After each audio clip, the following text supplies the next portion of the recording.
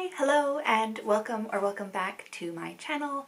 I have to admit, a little bit nervous, but also very excited to be talking to you again after quite a break.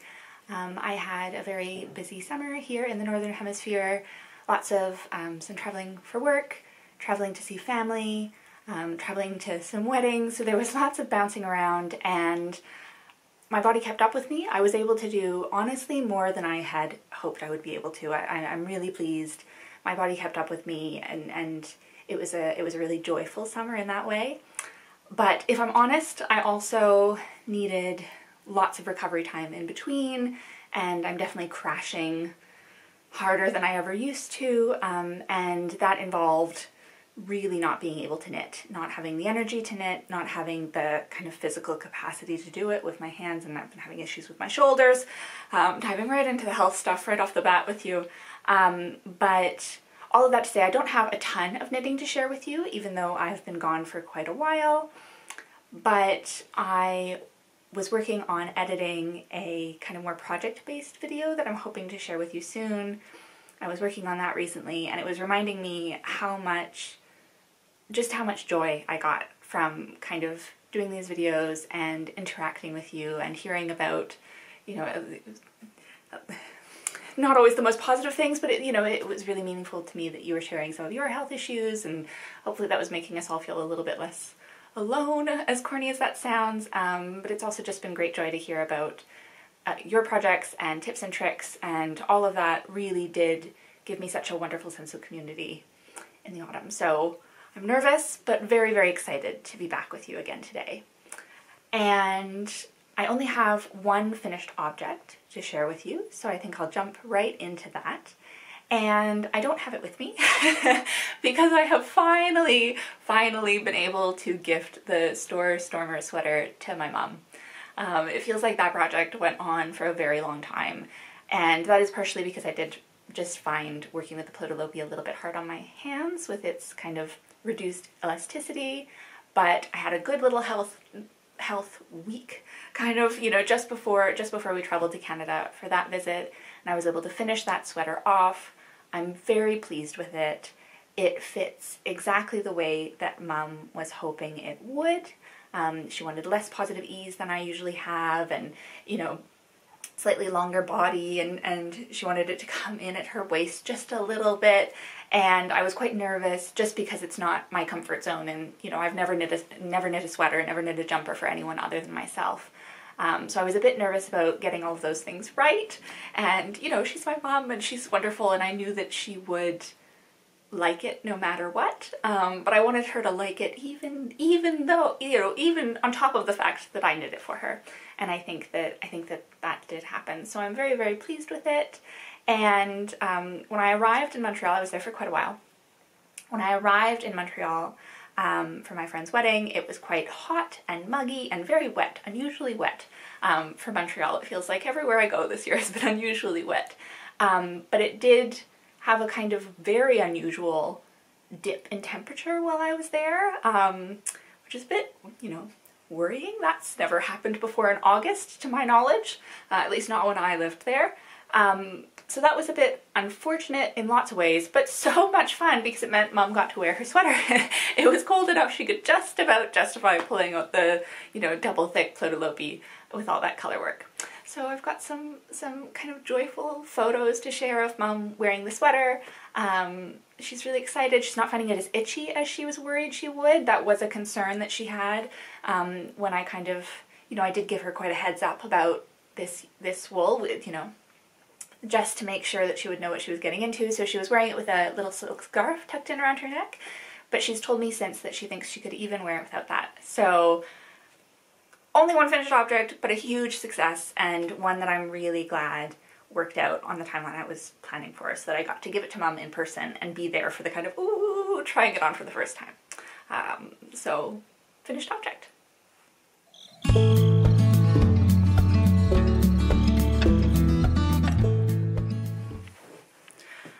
Okay, so on to my first whip and a hypothetical whip that I'd like to talk about at the same time. And the reason that I'd like to talk about these two projects, the kind of one in progress and the hypothetical one together, is that there are lots of new babies in my life, or there are about to be lots of new babies in my life. So I am knitting 2 baby blankets, or knitting one and planning to knit one very quickly, and I imagine that there will be more coming in the next several years, which is very exciting. So I'm going to group them together a little bit. So the one that I am working on is very large. So let me pull this up so that you can see it. Get the yarn behind. Oh, sorry, it's a bit twisted around. All right, here we go. So as you can see, it's a bit enormous, which I will talk about. But let's see if I can show you first. Not sure how well that's gonna show up on the screen. It's a little bit unclear to me on this end. I think you'll be able to see that. Third bunny, and yeah, bunny number 4. So this pattern is appropriately called the 4 Bunnies blanket by Suzanne Strachan, and this is a pattern that I've actually owned for a couple of years already.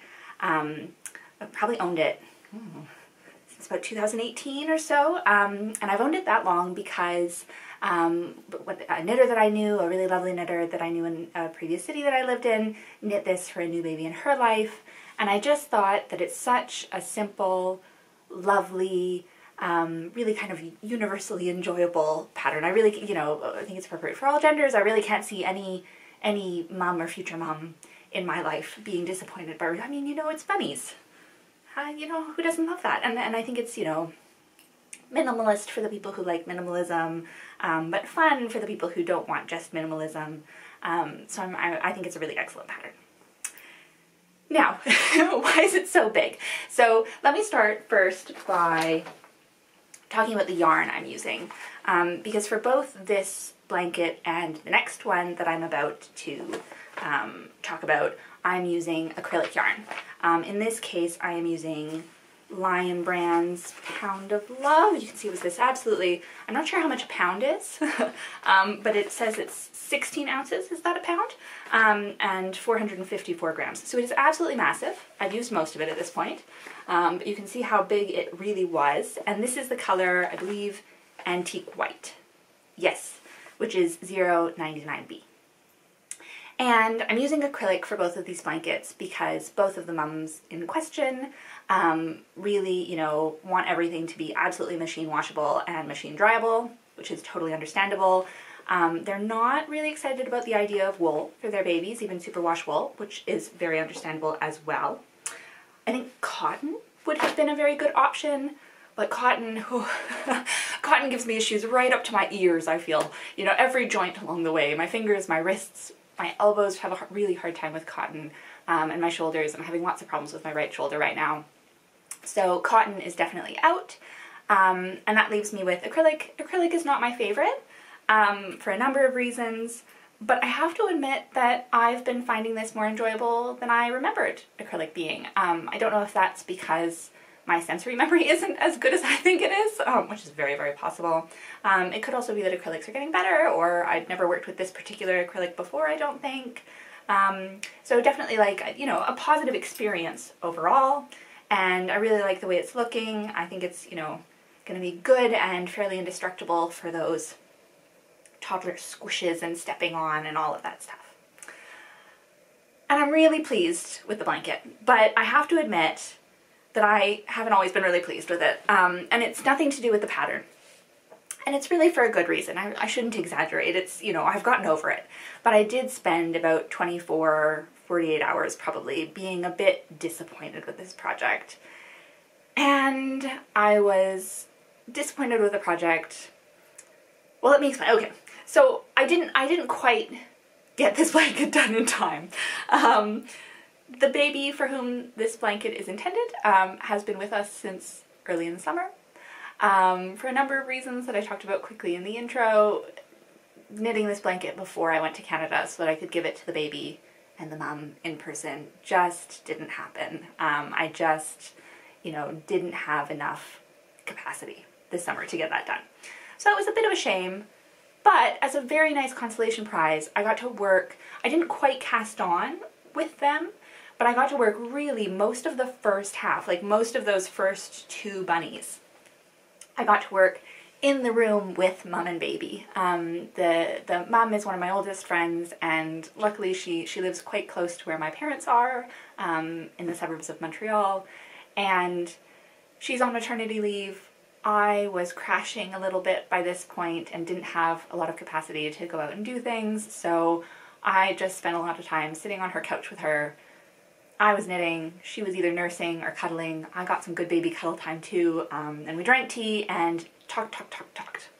And that was so, so lovely. So I do feel like, you know, when you knit something for someone, I feel like it's always full of the feelings you have for them, full of that love and, you know, the intention that you have with the gift.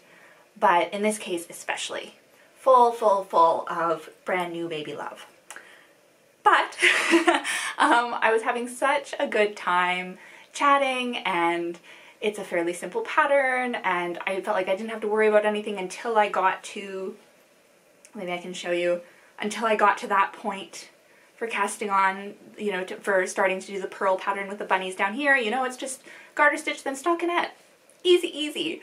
And I was too cocky. And I just really glanced at the pattern. I didn't even really look at it properly. And I cast on, or I knit too many stockinette rows. Now, the blanket was going to be oversized anyways, because I've forgotten to say that the 4 Bunnies blanket calls for DK weight yarn. And I am knitting this, the Lion Brand Pound of Love is worsted weight. I knew that going in. I didn't have an easy time sourcing acrylic in DK on the timeline that I was looking at, so I decided to go with worsted. I sized up my needles to make sure that the gauge would be something that would work nicely for a blanket. All of that's fine. I knew it was going to be big. But then this made it really big. You know, like that's really quite big. And I could definitely have pulled back. You know, ripping back was a definite option. It's something I considered.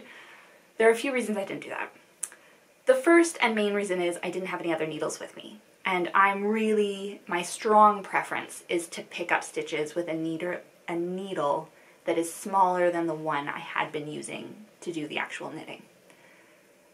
This has always been my strong preference. I think it makes life way easier. I think picking up with the needle that you were using is just not worth it. But I feel even more strongly about this now that I knit mainly with wood. That extra bit of tackiness, that extra bit of stickiness, it just would have been a nightmare to pick up. You know, it's fairly wide across this blanket. That just would have been not very fun. Not very much fun under the best of circumstances. And I mean, the second thing is I just really didn't want to do anything that fiddly while I was still soaking up all that friend and baby time. And it was quite early on in our visit that I realized this. So I did some quick calculations, borrowed a kitchen scale to make sure that I would have enough yarn, right? Because I didn't want to compromise the blanket later on. I was going to have enough yarn. That was all fine. So I decided to just go with it and make a very big blanket. And that worked really well. I think it's worked really well. You let me know what you think. So obviously, you know, it's not quite double, but you know, almost double what it should be down here. So quite big. And then I also wanted to add on kind of a complementary volume on top so that the bunnies look like they make sense in the space that they are in these rectangles. I didn't do I didn't do it proportionally because I wasn't sure I was going to have that much yarn, but I think it's worked out. Maybe you can let me know what you think. Do the bunnies, hopefully they make sense. Hopefully they don't look like they're too far up in their rectangles. And then of course I mirrored both of those amounts, both of those measurements in the top bunnies. So obviously I'm not quite done up here. I'm very, very close. But yes. So it's going to be a really big blanket. And the reason that got me in a funk just a little bit is because, well, I mean, it's a bit silly, but if I'm honest, I had already knit a baby blanket for this family before, for this baby's older sibling. I knit just checking the title, The Baby Tree of Life Throw by Nikki Epstein. Really lovely kind of heritage style pattern. I really enjoyed knitting it. It was definitely on the more complicated end of baby blankets that I have ever knit, and it was a favorite and continues to be a favorite. You know, after I gifted that blanket, I was informed that it got carried around absolutely everywhere and that it was definitely preferred over some of the other blankets that were on offer for this baby, and I got sent lots of pictures of, you know, just this tiny person that I love really getting a lot of joy out of that blanket and dragging it around and really, you know, giving it a hard time in like the best toddler loves it kind of way. And I really wanted this blanket to be the same. And I think it's just a bit too big for that, maybe, you know, like this isn't quite as safe for a toddler to drag around in the same way. And so I had a kind of minute of being disappointed about that. But, you know, there are a few reasons that that's silly. The first is, this is a different child. It's a different blanket. You know, you can never anticipate what they're going to love, and that's part of the beauty of it.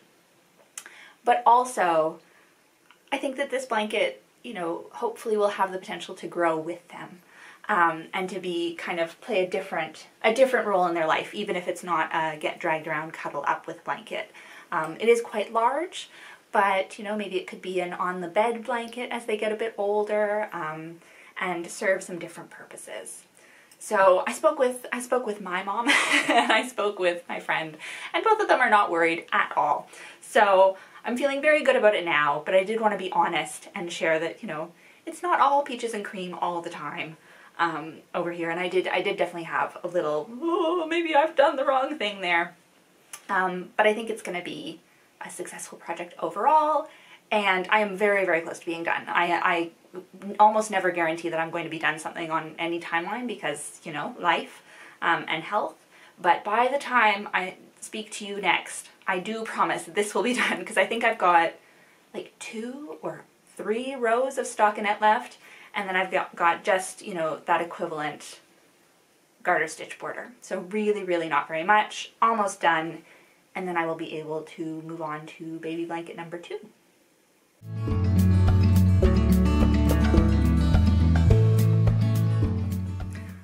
Okay, so moving on to whip number 2, which it might be cheating to kind of call it a whip, because I haven't started it at all, if I'm being totally honest. This is not in progress, this is purely hypothetical. But I wanted to talk to you about it at this stage, because I have some ideas, but I'm not 100% decided on what I'm going to do. So I'm getting ahead of myself a little bit. So this is another baby blanket that I am going to be casting on. This baby is due in October, so very, very soon. And I really always plan to kind of knit these baby blankets together. These are friends of mine who had their first children really, really close together and are having their second children really close together just by coincidence. But I had a lot of joy knitting those first 2 baby blankets, and I kind of wanted to group these together for maximum joy as well. So this, like the first project, is acrylic. This time it's Red Heart Comfort. And it is Seafoam. Yes, Seafoam. And I'm not sure which of these numbers corresponds to the color. I will try to look that up.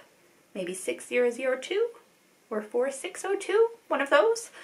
There are lots of numbers here. I'm a little bit confused by that label, if I'm honest. If that makes any sense to you.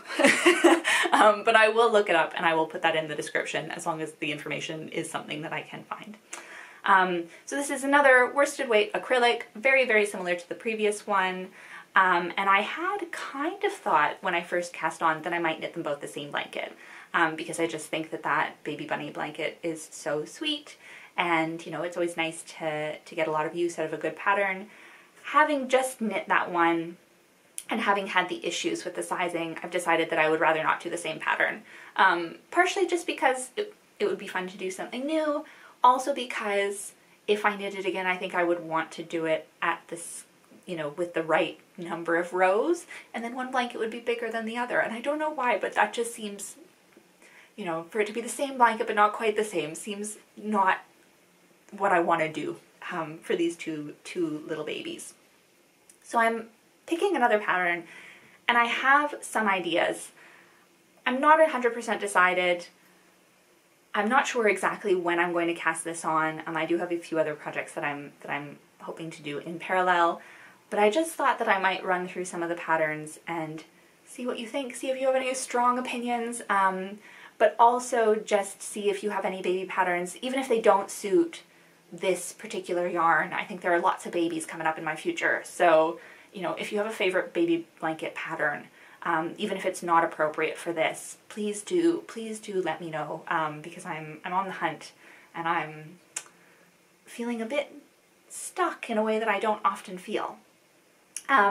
So the blankets that I am thinking of doing, so I've mentioned already that I've knit the Baby Tree of Life throw by Nikki Epstein. I loved that pattern, that was really good, but it was a bit time consuming, and I am starting to be very conscious that there's Christmas knitting coming up, which I'm not stressed by. I really believe that you shouldn't. Not that you shouldn't. I don't believe in letting myself get stressed by Christmas knitting. If I don't get it done by Christmas, the things that I would like to do for people, I'll do them for later on, for birthdays, or just because. It doesn't have to be a holiday themed time thing. So I'm refusing to let myself get stressed by it, but I am conscious that there are other things that I would like to turn to. I don't necessarily want to cast on a really complicated baby blanket. Mainly it's the border is separate and then you sew it on, and I don't mind that, but it is definitely a little bit time consuming, and it's a little bit time consuming to coax myself into doing it, if I'm totally honest. So that is another pattern I would love to do again at some point, but maybe not this time. I've also knit the Petit Pain pattern, which is a free one. Both of these are free, I should have said, the Tree of Life as well. Petit Pain is free from Espace Tricot. I'm realizing as I say this that I should double check, because I know that they have changed some of their free patterns to be paid for under the new ownership. I think that they did that in the last 6 months or so, so I should actually double check. I will double check, and I will put on the screen whether it is free or paid for now, but that was another good pattern.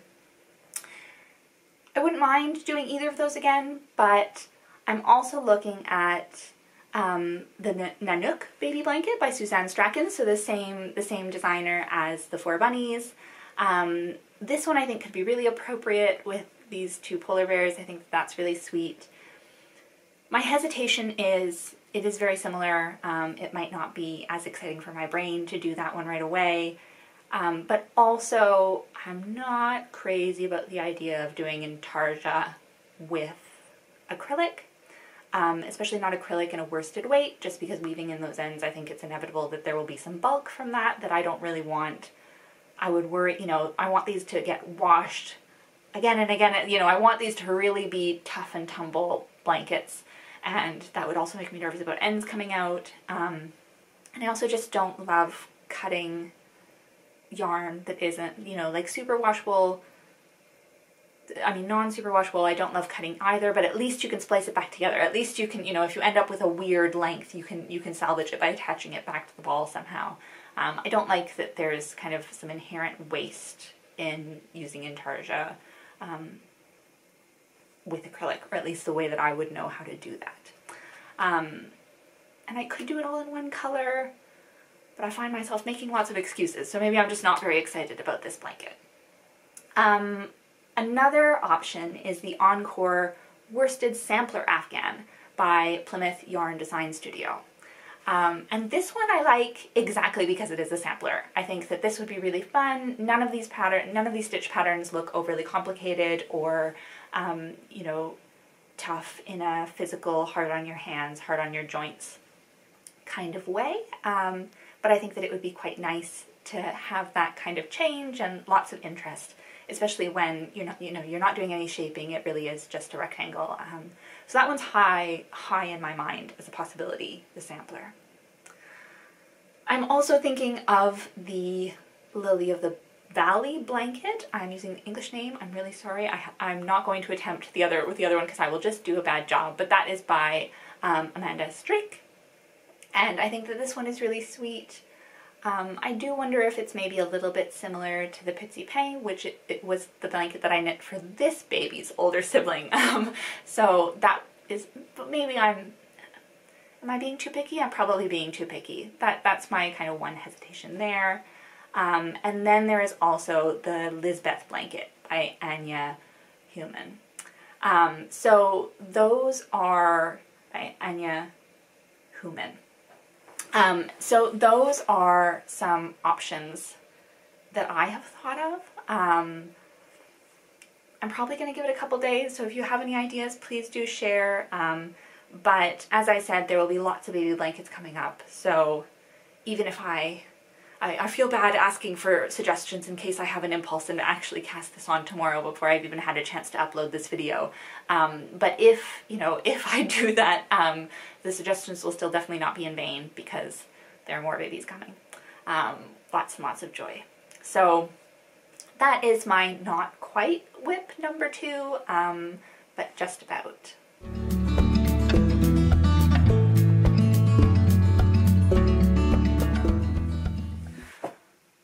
Okay, and whip number 3. I'm gonna keep this one a bit short, I think. I have had some tech difficulties. I don't know if you noticed, but the light changed quite drastically at one point, and that is because I was having memory card issues. It just wasn't reading properly. It was one of those things, I'm not really sure why it wasn't happy. I took it out, blew on it a few times, didn't work, did the same thing, turned it off and on, took it in and out, and then it did work. So I need to look into that, but I lost a little bit of time and I'm losing the light. So I will keep this relatively short and sweet, but I can grab it. This other whip is one that I'm really, really excited about. And so another reason that I won't say too much about it today is I anticipate this will be for a little bit of a longer term project. I will talk about this probably a couple more times because I don't think it will be fast. So I'll save lots of my comments about it for that. But I am so excited about this one. So this is, hold that up for you. So this is the Hesper Shawl by Savory Knitting, Amy Christophers or Christophers. The more I look up how to pronounce her name, the more I feel like there isn't a clear-cut answer, and we need her to tell us what she would like it to be, how she would like us to pronounce it, because it seems like it could be either. And I haven't been able to source that. So if you know how she would like her surname pronounced, please do let me know, because that would be, it's always nice to pronounce things properly for people if we can. So this is the Hesper Shawl. It is an all-over mosaic knit. It's the first time that I'm doing an all-over mosaic knit, and I'm really, really enjoying it. It is slow going because, you know, it's kind of taking 2 rows to get the usual kind of stitch breadth of 1 row since there's a lot of slipping. So it is slightly slow going. I started this in the early summer actually, and then realized that it was not something that I was going to be able to bring with me on any of my trips because it is attached to cones, which I will show you in just a minute. So it's been in kind of not real hibernation, but it's been in mini hibernation for a couple of months already. And I don't think I will pick this up right away. There are a few other smaller projects that I think I will feel good about doing more immediately, but this one was really fun.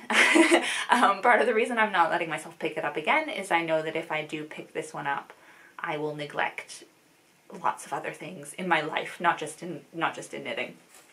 So not picking that up right away. What did I want to say about this? I am not knitting this at the gauge that she calls for. I found the gauge a bit tricky because it is a sport weight yarn, and I've seen other people have mentioned that her sport weight might actually be closer to a DK than to a fingering. The yarn that I planned to use, that I am using, is a light fingering, which maybe wasn't the best idea. So what I've done is I've doubled it up. And I didn't gauge swatch just because gauge doesn't really matter for this kind of pattern, right? It doesn't need to fit. It's just going to be whatever size it's going to be. And I'm not terribly picky about shawl size. I would like it quite big. I think it's going to be big no matter what. So I'm not worried about that. One thing that did happen that I was okay with, that I knew would happen because I wasn't gauge swatching, is that I did cast on and start this a few times with different needles, and I tried first holding this yarn single and then settled on doing it held double instead. So, you know, it was slow going initially. It took me quite a while to get kind of past this first very tiny section, but once I got going, then, you know, it really is just a fun rhythm. You really do have to follow the chart, and the chart has some issues, which I will mention, which I will talk about a little bit more. But really fun going. I am using for this, I don't actually have the labels on them, but I am using, is it terribly lazy? I'm not even going to take them out of the basket because it's going to be tricky to put them back in. But I am using cones of woolly knit.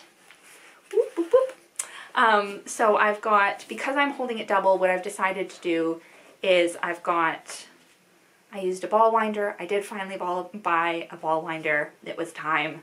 So I got a ball winder, and I've pulled off, you know, a good amount to get me going. And I'm pulling one strand from this and one strand from the cone. I didn't want to pull from the inside and the outside of the cone. I wanted to keep the kind of structure inside the cone just for my preference. So that's how I am handling that.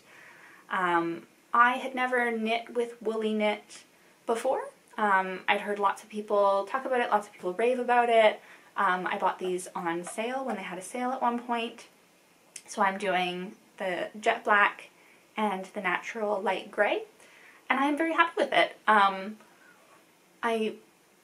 Yeah, I'm quite pleased with it. I think I'm not quite as in love with it as some other people seem to be. It's not my favorite yarn, I don't think. But I am very much enjoying it, and some of that might be tied up with just, it did take me a little while to get going, which was definitely my own fault for not following gauge. So I'll talk more about the yarn in future, because I'm not sure that I am really, I am really enjoying it. I don't know why I'm being negative. I think it's one of those things where when, you know, I can be a bit this way with films or television shows and, you know, things like that as well. When something's really hyped up and people you respect and love and, you know, admire their taste, tell you that, oh, this is the best thing ever, then just the expectations are so high. My expectations might have been just a little bit too high. But certainly for the price, this is excellent.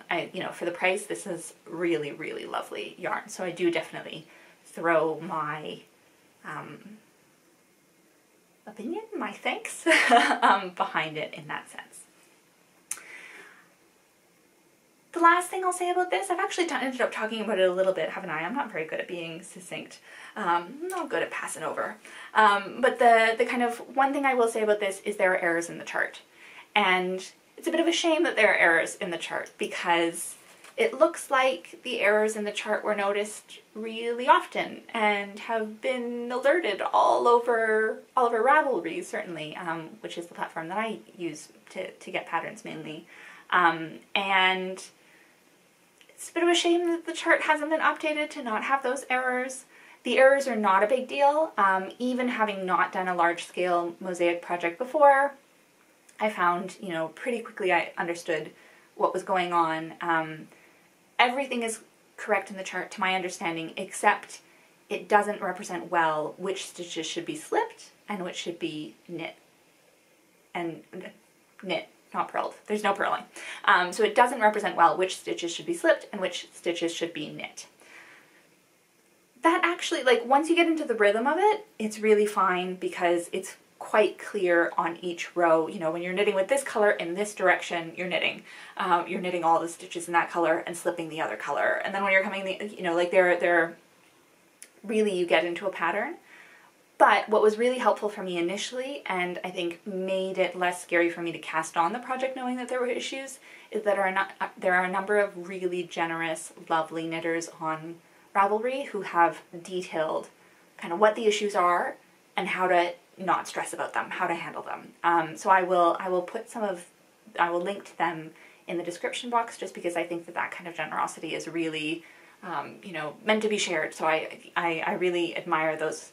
I think they were both women, or there were 3 of them, I think, and they were all women, I think.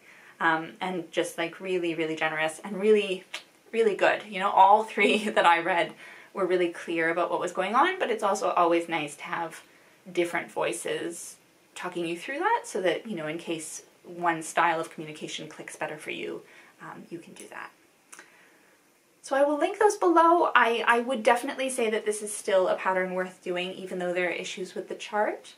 But, you know, not a terrible thing to have a heads up that is, you know, not a possibility. I was going to say that is a possibility. It's not a possibility. The issues are there. That is what you will be getting into. I have seen that more recently Amy Christoffers has released a free pattern, a free tiny kind of kerchief shawl pattern with her tiny flowers motif. So I think if that pattern had been released before I started this one, I would probably have knit that first, just to get used to the mosaic knitting entirely before I approach this project. So if you know, on the off chance that you're sitting there thinking, this is lovely, I really want to knit that, oh my gosh, because I haven't talked about, oh my god, like I haven't talked about the kind of quilt star pattern. I mean, I'm really in love with this. And you know, I was really determined to knit this, even though I knew that there were issues with the pattern. But I think that it is a nice stopgap that there is that free pattern that's a much smaller scale, so that you could get used to the technique before tackling this bigger scale, if that's something that will help you to feel less stressed about it, help you to feel more comfortable.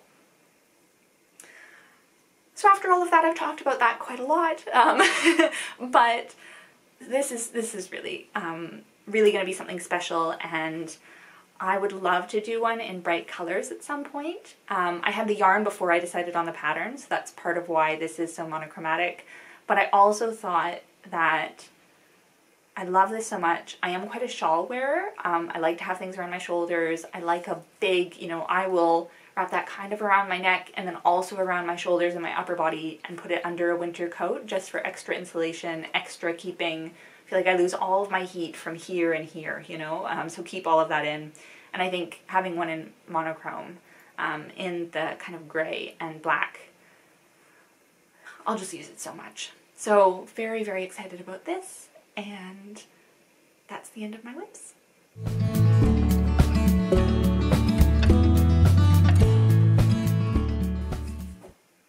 Okay, so that's everything I wanted to talk to you about today. Thank you so much for coming back and joining me again after this little hiatus over the past season. It's been really fun, as always, chatting through my knits. As always, I think I rambled at you a little bit and went off track a few times, but as usual, it was less scary than I thought it would be, and really nice to be saying hello again. So I hope that you're well. I hope that you've had a happy and healthy previous season, and I will hopefully see you next time. Thank you so much.